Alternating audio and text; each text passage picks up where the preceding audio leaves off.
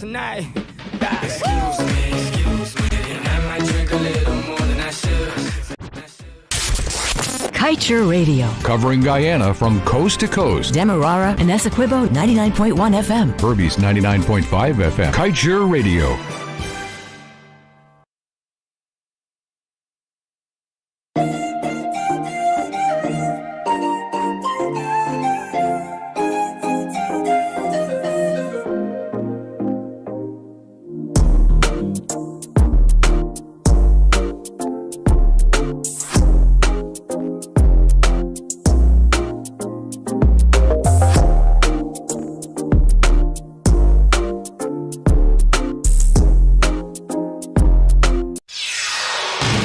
This is the news on top of the hour. Live from our studio in Georgetown. Kaieteur Radio, 99.1 FM.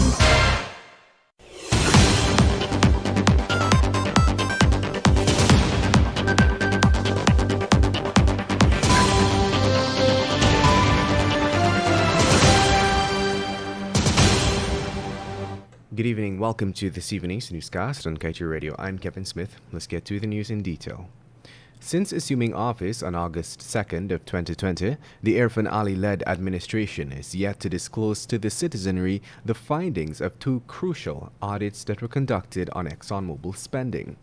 The first audit was done on the $460 million the American oil giant claimed was expended prior to 2015 for exploration, while the second audit relates to over $1 billion in expenses racked up from 2015 to 2017 for the development of the Liza Phase 1 operations. While the findings of the audit remain unavailable for public scrutiny, one international watchdog, the Center for Public Integrity, insists that it is critical for the governments to show citizens the extent to which cost recovery audits are successful in helping to save the country millions of dollars. CPI noted in one of its analysis that this is a common practice when nations undertake cost recovery audits. The group explained that cost recovery is a mechanism which allows oil companies to recoup their costs directly from a portion of the petroleum produced. CPI was keen to note that the process, however, creates strong incentives for oil companies to inflate expenses and, in some cases, input costs that are ineligible or have nothing to do with the operations. And in other news, an employee attached to the Ministry of Housing reportedly lost his cool on Monday and stabbed a broken-armed fisherman to his neck with a key following a minor accident along the Blessingen Road in the vicinity of the Square of the Revolution. Not only did he brutally assault the man whose arm was still in a sling, but also snatched the fisherman's cell phone. The fisherman, Nandkishore Raghunath, said that the man attacked him around 16 hours 30, and to date he has not received his cell phone. Raghunath claimed that he was driving his wagon along the driving lane turning onto Homestretch Avenue, but the traffic light located on the intersection turned red. As a result, the car rolled forward and jammed the rear end of a black Toyota Hilux pickup driven by the employee. According to the fisherman, the employee stepped out from the pickup very angrily. The ministry's employee ran up to his car and grabbed his phone from his lap before stabbing him to his neck with a key. And now let's tell you, an early morning fire yesterday claimed the life of an elderly man who met his demise after he saved his family but turned back to retrieve his belongings.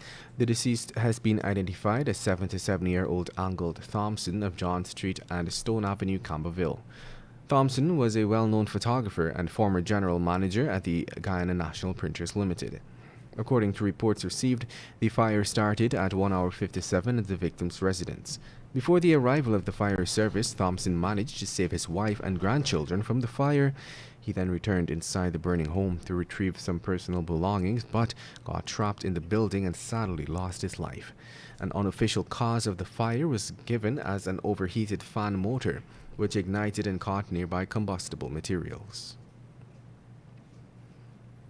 In other news, Alfred Boulay, a member of the Transparency Institute Guyana Incorporated, or TIGI, recently criticized the government over secrecy in relation to the composition of the oil and gas produced from the Liza field. In a letter published by Kaieteur News, Bulai said TIGI made inquiries but was told by ExxonMobil's local subsidiary, Esso, that it should ask the government for the analysis of the oil and gas from the wells. Despite being called out on this matter, the government has let an entire week pass without explaining why it has not released the information requested by TIGI on the oil and gas compositions. Earlier this month, President Irfan Ali claimed the government has been transparent in its management of the oil industry. And now let's tell you, import companies are being warned by GRA to not engage in any form of manipulation of tax relief measures on freight put into effect by President Irfan Ali earlier this month.